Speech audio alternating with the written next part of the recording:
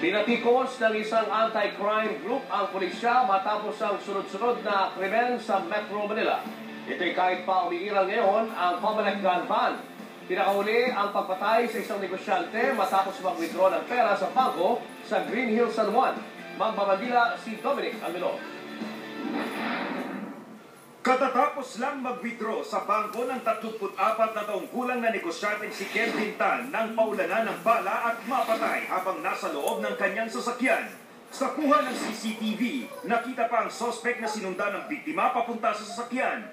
Mabilis na tumakas ang sospek at umangkas sa naghihintay na motorsiklo. Pita lahat. Marunong yung gunman. So, professional.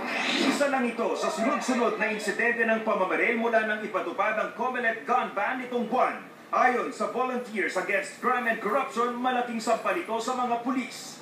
Broad daylight, continuous, parang walang katakot-takot with impunity. Mag-upgrade sila sa sistema nila kasi napag-iiwanan na sila ng mga criminals na mas lumalabas ngayon. Kinukutsa lang sila at mas matalino sa kanila.